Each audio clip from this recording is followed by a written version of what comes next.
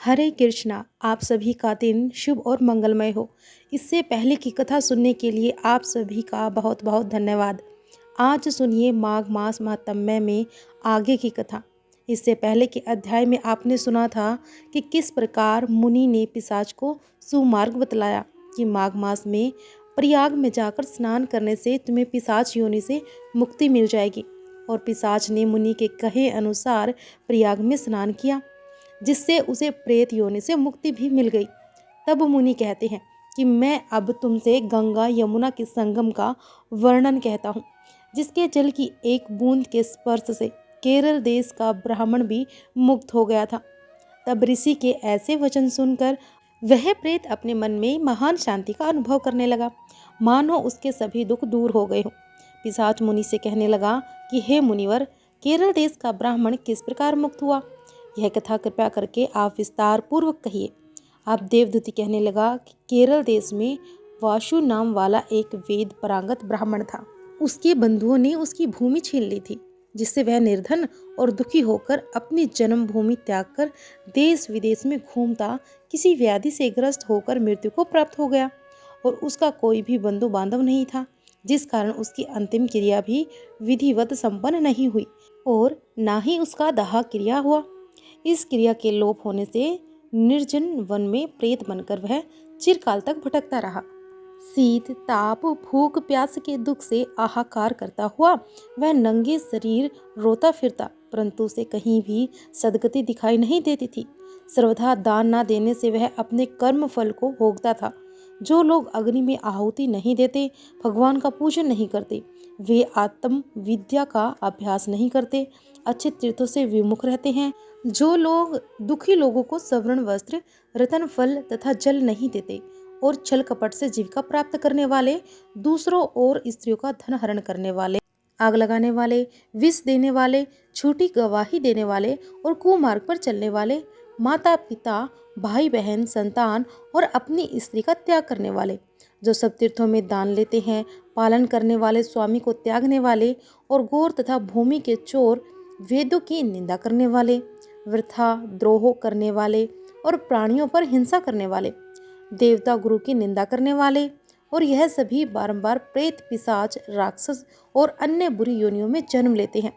इसीलिए बुरे कर्मों से बचकर धार्मिक कार्य तथा यज्ञ दान और तप आदि कार्य करने चाहिए, क्योंकि कर्म फल अवश्य ही प्राप्त होता है।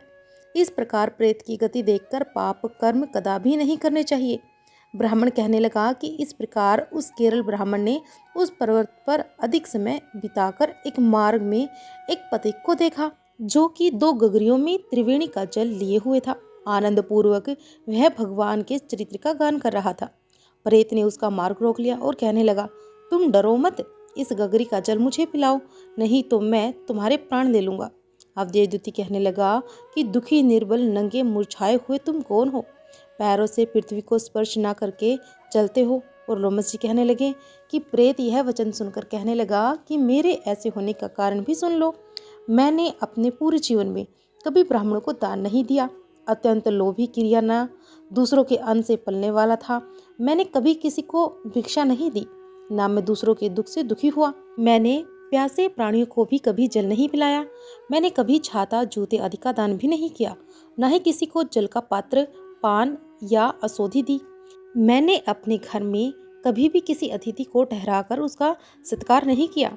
अंधे वृद्ध अनाथ और दिनों को मैंने कभी अन्न से संतुष्ट नहीं किया, ना ही किसी रोगी को मुक्त किया, ना कभी ब्राह्मणों को दान दिया, ना कभी अग्नि में हवन किया।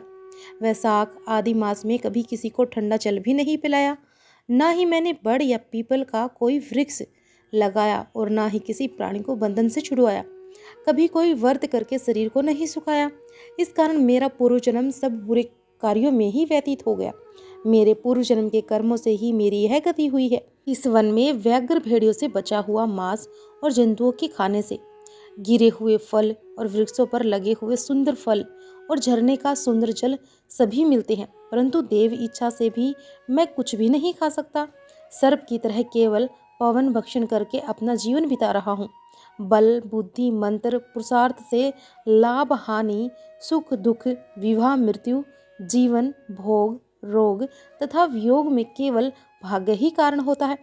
कुरूप, मूर्ख, कुकर्मी, निंदी और पराक्रम से हीन मनुष्य भी भाग्य से ही राज्य भोगते हैं। काने, लूले, लंगड़े, नीतिहीन, निर्गुण, नपुंसक भाग्य से राज्य प्राप्त करते हैं। पर्वत पर भी बलवान राक्षस पिशाच रहते हैं, जिनमें से कभी कभी कोई कोई कहीं कहीं वन में फिरते हुए अपने कर्म के अनुसार अन्न जल प्राप्त कर लेते हैं। परंतु आपको उनका भय नहीं होना चाहिए, क्योंकि धर्मात्मा पुरुषों की उनकी पवित्रता ही रक्षा करती है।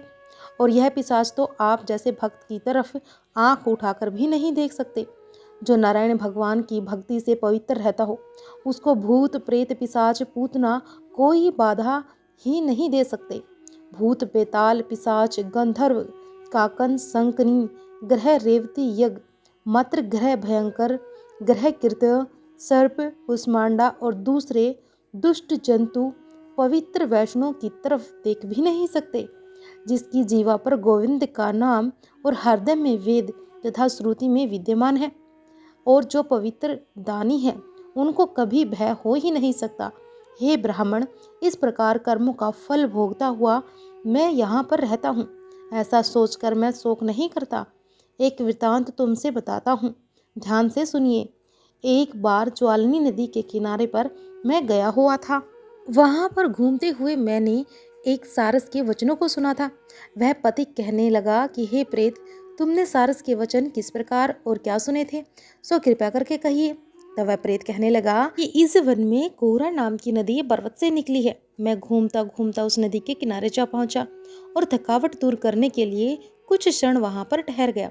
उसी समय लाल मुख और तीखे दांतों वाला एक बड़ा बंदर वृक्ष से उतरकर जल्दी से वहां पर आया, जहां पर उस समय एक सारस सोया हुआ था।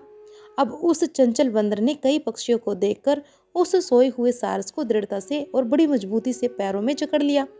कहीं यह चंचल बंदर हमें ना पकड़ ले, यह सोचकर बाकी पक्षी तो वहां से उड़ गए। लेकिन क्योंकि बंदर ने उस सारस को पैरों से पकड़ा हुआ था, जिस कारण सारस वहां से उड़ नहीं पाया। और सोए हुए सारस की जब नींद खुली, तब वह अपने सामने एक बंदर को देखकर भयभीत हो गया। कहीं यह बंदर मुझे नुकसान न पहुंचा दे, इससे वह सारस हाथ जोड़कर बड़े ही मधुर स्वर से उससे कहने लगा कि हे बंदर, तुम बिना अपराध मुझे क्यों दुख दे रहे हो। इस संसार में राजा भी केवल अपराधियों को ही दंड देता है, और मैंने तो कोई अपराध नहीं किया। और तुम्हारे जैसे श्रेष्ठ प्राणी तो किसी को भी पीड़ा नहीं देते। हम अहिंसक और दूसरों के कर्मों को नहीं देखते। जल की काई खाने वाले, आकाश में उड़ने वाले और वन में रहने वाले, अपनी स्त्री से प्रेम करने वाले और दूसरी की स्त्री को त्यागने वाले, दूसरे की बुराई से दूर रहने वाले और चोरी ना करने वाले की संगति से एकदम दूर, किसी को कष्ट ना देने वाले हैं। सो इस प्रकार मुझ निरपराधी को ही हे बंदर छोड़ दो।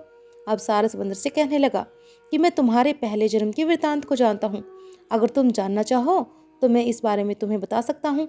अब सारस के ऐसे वचन सुनकर वह बंदर उसको छोड़कर उससे थोड़ी ही दूर पर बैठ गया और कहने लगा कि तुम मेरे पूर्व जन्म के वृतांत को कैसे जानते हो। तुम अज्ञानी पक्षी हो और मैं वन में घूमने वाला हूँ। तब सारस कहने लगा कि मैं अपनी जाति की स्मृति के बल से तुम्हारे पूर्व जन्म का सब वृतांत जानता हूँ। तुम पूर्व जन्म में विंध्य पर्वत के राजा हुआ करते थे और मैं तुम्हारे कुल का पूज्य पुरोहित था। तुम राजा होकर अपनी प्रजा को पीड़ा दिया करते थे। विवेकहीन तुमने बहुत सा धन इकट्ठा किया था। सो वानर प्रजा की पीड़ा रूपी अग्नि की ज्वाला से तुम पहले ही तप चुके हो। पहले तुम कुंभी पाक नरक में गिराए गए। तुम्हारे शरीर को नरक में 3000 वर्ष बीत गए। फिर नरक से निकालकर बचे हुए पापों के कारण इस बंदर योनि में आए हो और अब मुझे मारना चाहते हो। और तो और अपने पूर्व जन्म में तुमने ब्राह्मण के बाग से लूटकर बलपूर्वक फल भी खाए थे। उसका यह भयंकर फल हुआ कि तुम वानर और वनवासी हो गए। प्राणी अवश्य में अपने किए हुए कर्मों को भोगता है, इससे देवता भी नहीं हटा सकते। इस प्रकार मैं सारस का जन्म लेकर भी अज्ञान से मोहित नहीं हुआ। और इतनी बातें सुनकर वह वानर कहने लगा, यदि तुम ठीक ही जानते हो तो फिर यह भी बताओ कि तुम पक्षी कैसे बने हुए हो। अब वानर की बात सुनकर सारस कहने लगा कि मेरी दुर्गति का कारण भी सुन लो। तुमने नर्मदा नदी के किनारे पर सूर्य ग्रहण के समय बहुत से ब्राह्मणों के निमित्त 100 ढेर अन्न के दान किए थे। मैंने पुरोहित की मदद से थोड़ा सा ब्राह्मण को दे दिया और बाकी सब में आप हर ले गया, और इन ब्राह्मणों के द्रव्य का अपहरण करने के पाप से मैं पहले काल सूत्र नरक में गया, फिर रक्त कर धूम नरक में, जहाँ पर बड़े बड़े कीड़े थे, रक्त और पीप से भरा हुआ, नाभि तक नीचे सिर और ऊपर पैर किए हुए। मैं उस दुर्गंध वाले नरक में कीड़ों आदि के द्वारा काटा गया। फिर 3000 वर्ष तक मैं उसी यातना को भुगतता रहा। मैं नरक के दुख का तो वर्णन ही नहीं कर सकता। फिर नरक की यातना से मुक्त होकर यह सारस का जन्म मैंने पाया, क्योंकि अपने पूर्व जन्म में अपनी बहन के घर से मैंने कांसे का बर्तन चुराया था। इसको मैंने एक जुआरी को दे दिया, इसी से मैं सारस योनि में आ गया। यह मेरी स्त्री पिछले जन्म में ब्राह्मणी थी, इसने भी कांसे की चोरी की थी, इसी से यह मेरी ही स्त्री और सारसी बन गई। क्योंकि जब वानर ने उस सोते हुए सारस को पकड़ा था, तब बाकी पक्षी तो वहां से उड़ गए थे, केवल सारस वहां पर रह गई थी, क्योंकि उसके पति को वानर ने पैरों से पकड़ लिया था। सारस उस वानर से कहने लगा कि तुमने कर्म फल की बात तो सुन ली, अब भविष्य की बातें भी सुनो कि भविष्य में क्या होगा। अब मैं, तुम और मेरी स्त्री भी हंस बनेंगे और काम रूप देश में सुख से निवास करेंगे। फिर के पश्चात घोर योनि में और फिर जाकर दुर्लभ मनुष्य योनि को प्राप्त होंगे। इसमें मनुष्य पाप और पुण्य दोनों ही कर सकता है। इस प्रकार भगवान शिव की माया से यह सारा जगत मोह प्राप्त होता है। इस प्रकार न केवल हम बल्कि संसार के सभी जीव प्रवृत्ति मार्ग में फंसकर ही अच्छे और बुरे कर्म किया करते हैं और उन्हीं का फल भोगते हैं। इसीलिए सभी प्राणियों को धर्म का सेवन करना चाहिए, धर्म का पालन करना चाहिए। देव, असुर, मनुष्य, वैगर, कीड़े मकोड़े सभी से कंटक रूपी मार्ग नहीं छूट पाता है। केवल वेदांत जानने वाले योगी ही इस मार्ग से बच सकते हैं। इसी कारण बड़े बड़े महात्मा भी कर्म फल को नहीं टाल सकते। उपाय से और बुद्धि से कोई भी इसे नहीं बदल सकता। तुम पहले राजा थे, फिर नरक में गए और अब बंदर की योनि को प्राप्त कर तुम इस वन में भटक रहे हो और फिर भी ऐसा ही जन्म पाओगे। ऐसा विचार कर आनंद पूर्वक और धैर्य रखकर विचर हुए काल की प्रतीक्षा करो।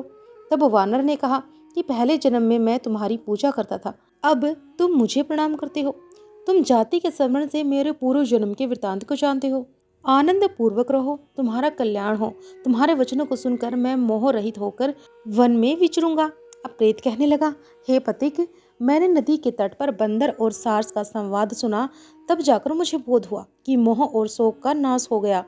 तब वह प्रेत उस पथिक से गंगा जल मांगने लगा, जिससे उस पथिक ने एक मटके में रखकर अपने सिर पर धारण किया हुआ था। अब प्रेत कहने लगा कि हे पथिक, मैं इस समय तुम्हारे पास जो यह गंगा जल है उसे मांगता हूँ, क्योंकि मैंने इसका बहुत कुछ महत्व सुना है। मैंने इस पर्वत पर गंगा जल का बड़ा अद्भुत आश्चर्य देखा है, इसीलिए यह जल मैं तुमसे मांगता हूँ। इस समय मैं प्रेत योनि में पड़ा हुआ हूँ, महान दुख भुगत रहा हूँ। एक ब्राह्मण अनादिकारी को यज्ञ कराकर ब्रह्म राक्षस हो गया। वह हमारे साथ 8 वर्षों तक रहा। उसके पुत्र ने उसकी अस्थियों को इकट्ठा करके गंगा जी में कनखलस्थान में गिरवा दिया, जिसके फलस्वरूप वह राक्षस तत्व को त्याग कर सदगति को उसी क्षण प्राप्त हो गया। मैंने प्रत्यक्ष देखा है, इसीलिए मैंने तुमसे इस गंगा जल को मांगने की प्रार्थना की है। मैंने अपने पहले जन्म में तीर्थ स्थानों में बड़े बड़े दान लिए थे और उनका प्रायश्चित भी नहीं किया था। इसी से मैं हजारों वर्षों तक इस प्रेत योनि में, जिसमें अन्न और जल मिलना अति दुर्लभ है, दुख पा रहा हूँ।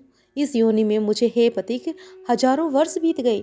इस समय यदि आप जल देकर मेरे प्राणों को, जो कंठ तक आ गए हैं, बचा सकते हैं तो बचाओ। कुष्ठ आदि रोग से भी मनुष्य प्राणों को त्याग करने की इच्छा नहीं रखता। देव ज्योति कहने लगा कि ऐसे उस प्रेत के वचन सुनकर वह ब्राह्मण बड़ा विस्मित हुआ और वह अपने मन में विचारने लगा कि संसार में पाप और पुण्य के फल अवश्य आ पड़ते हैं। देव, दानव, मनुष्य, कीड़े मकोड़े भी रोगों से पीड़ित होते हैं।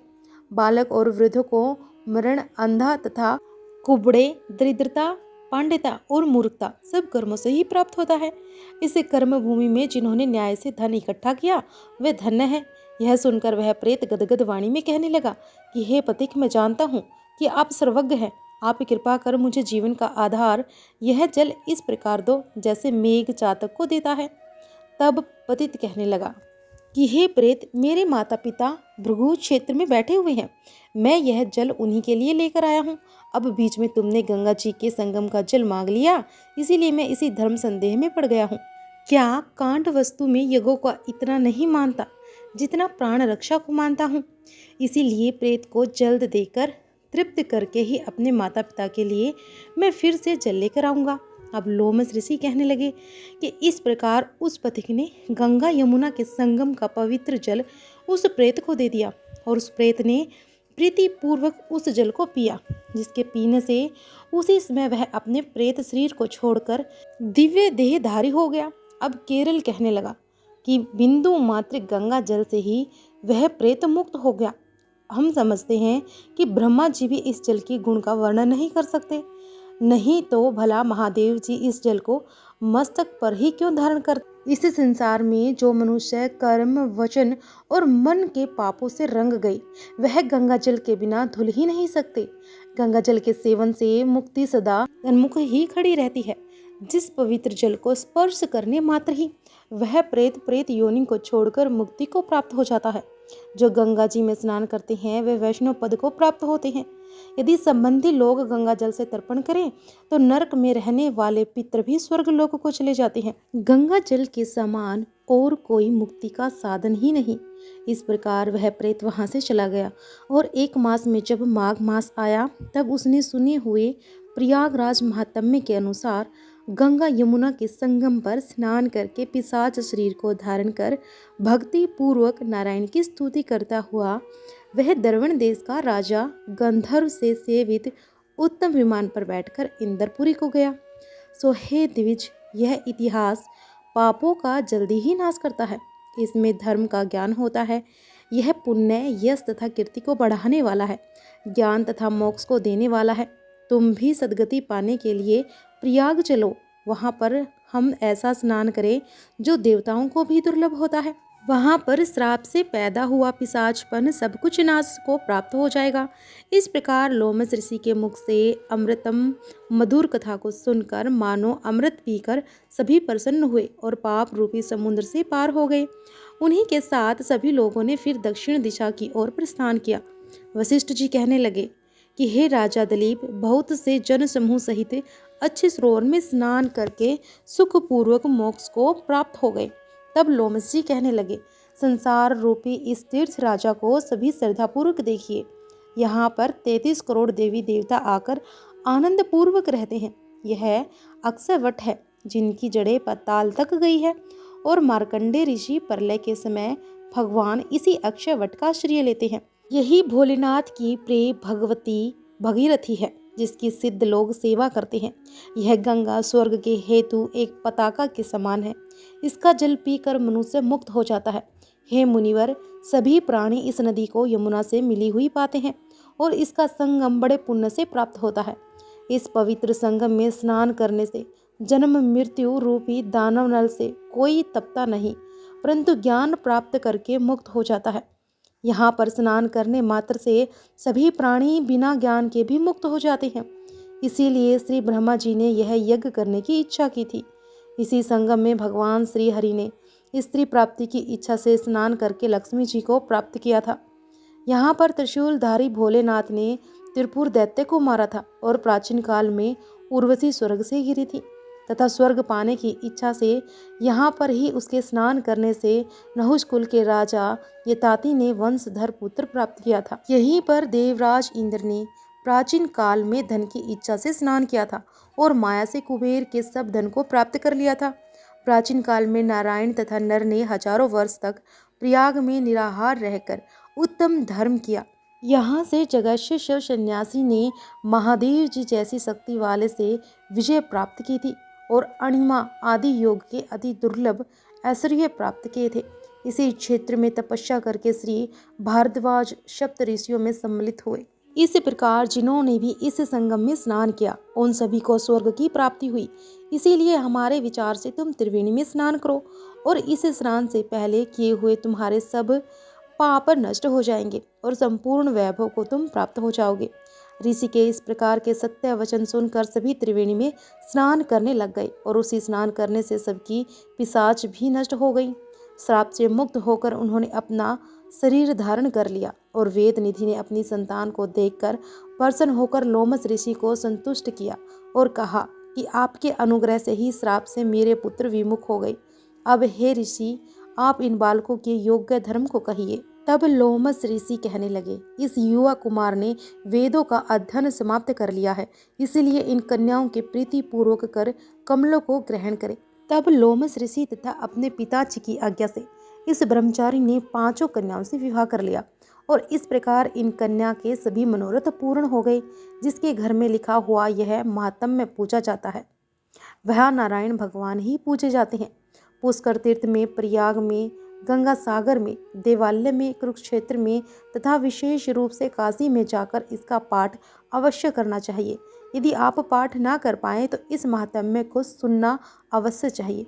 पुष्कर तीर्थ में ग्रहण के समय इसके पाठ का 2 गुना फल प्राप्त होता है और मरने के बाद मोक्ष की प्राप्ति होती है। जय श्री कृष्ण। हरे कृष्णा। आज के अध्याय में बस इतना ही। इसके आगे का वृतांत आप अगली कथा में जरूर सुनिएगा। हरे कृष्णा।